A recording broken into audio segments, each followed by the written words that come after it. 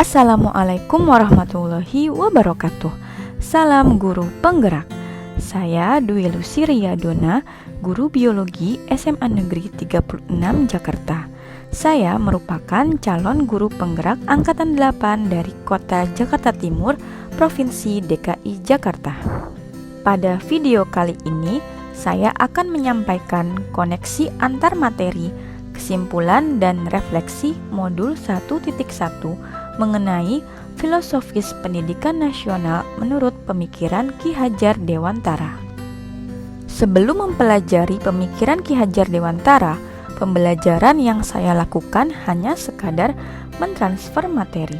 Saya lebih berfokus pada target materi yang harus dicapai, serta ketuntasan materi tersebut, sehingga target peserta didik hanyalah nilai akhir. Saya pun melakukan pembelajaran yang seragam tanpa memperhatikan potensi, minat, bakat, dan kemampuan peserta didik. Saya juga jarang melakukan refleksi, baik pada diri saya sendiri maupun pada peserta didik, sehingga saya tidak tahu sejauh mana keberhasilan pembelajaran yang telah saya lakukan.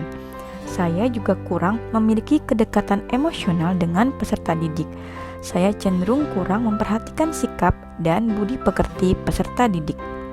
Ada 3 hal yang merupakan kesimpulan mengenai pemikiran Ki Hajar Dewantara tentang pendidikan. Yang pertama adalah pendidikan yang menuntun. Kedua, pendidikan sesuai kodrat alam dan kodrat zaman. Yang ketiga, pendidikan yang berpihak pada anak. Pendidikan yang menuntun. Refleksi dari pengetahuan dan pengalaman baru.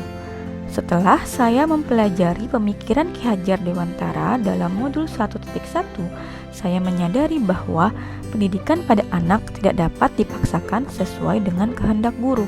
Akan tetapi, guru haruslah menuntun peserta didik untuk dapat belajar sesuai dengan potensi yang dimilikinya.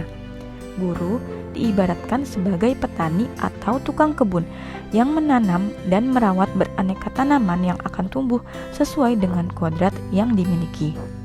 Perubahan diri yang saya alami dan saya praktikkan salah satunya adalah saat saya menuntun peserta didik sebagai pembimbing proyek penguatan profil pelajar Pancasila atau P5. Saya menerapkan tema bangunlah jiwa dan raganya, kewirausahaan, dan kearifan lokal sesuai dengan konteks diri murid dan konteks sosial budaya. Saya memberikan kebebasan kepada peserta didik untuk mengeksplorasi tema-tema tersebut sesuai minat, bakat, dan potensi yang dimilikinya. Misalnya, pada tema bangunlah jiwa dan raganya, saya memberikan kebebasan peserta didik untuk mengeksplorasi informasi menggunakan berbagai media, antara lain komik, infografis, dan poster. Pada tema kewirausahaan dan kearifan lokal, saya memberikan kebebasan peserta didik untuk mengeksplorasi kuliner dan budaya Minang untuk dapat dikembangkan, seperti rendang rice bowl dan tari piring. Selain itu, perubahan diri yang dialami dan dipraktikkan terkait pendidikan yang menuntun adalah berusaha memberikan teladan yang baik di mana guru sebagai role model dalam penanaman budi pekerti. Pendidikan sesuai kodrat alam dan kodrat zaman. Refleksi dari pengetahuan dan pengalaman baru yang saya dapatkan setelah mempelajari modul 1.1 adalah saya memahami bahwa anak tumbuh sesuai dengan kodrat alam dan kodrat zamannya. Saya percaya bahwa anak memiliki karakteristik dan kekuatan yang berbeda-beda serta perilaku dan kebiasaan sesuai zaman di mana mereka tumbuh dan berkembang.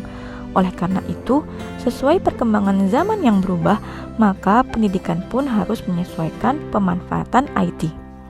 Perubahan diri yang saya alami dan saya praktikkan adalah memanfaatkan media dan metode berbasis IT yang disukai peserta didik, seperti kuis atau games menggunakan Quizizz dan media sosial seperti YouTube, Instagram, Padlet, dan sebagainya. Selain itu, saya membiasakan peserta didik untuk menerapkan nilai-nilai budi pekerti dalam program pembiasaan yang baik di sekolah, seperti budaya 5S, senyum, salam, sapa, sopan, dan santun. meningkatkan empati dengan kegiatan bakti sosial, serta membuat kesepakatan kelas antara guru dan peserta didik. Pendidikan yang berpihak pada anak. Refleksi dari pengetahuan dan pengalaman baru yang saya miliki setelah mempelajari modul 1.1 adalah saya meyakini bahwa pendidikan harus berpihak pada anak. Pendidikan seharusnya selaras dengan karakteristik dan kekuatan anak, di mana anak dapat belajar tanpa tekanan dan guru pun dapat melaksanakan pembelajaran yang berdiferensiasi. Kegiatan pembelajaran seharusnya mengakomodasi berbagai gaya belajar anak seperti auditif, visual, dan kinestetik. Perubahan diri yang saya alami dan saya praktikkan adalah dengan melakukan pembelajaran yang beragam dan berfokus pada peserta didik, di mana saya melakukan penyesuaian materi atau konten, proses pembelajaran, produk atau asesmen, dan lingkungan belajar sesuai karakteristik peserta didik. Pembelajaran yang berpihak pada anak haruslah menyenangkan dan berpusat pada anak, bukan hanya atas kehendak guru.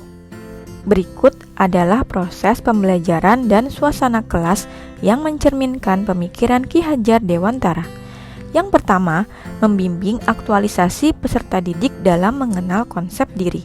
Kedua, membuat kesepakatan kelas antara guru dan peserta didik. Ketiga, merancang pembelajaran yang berpusat pada peserta didik. Lalu yang keempat, menerapkan pembelajaran berdiferensiasi sesuai potensi peserta didik. Yang kelima, membiasakan program-program penanaman nilai budi pekerti. Dan yang keenam, melakukan komunikasi dengan orang tua atau wali peserta didik.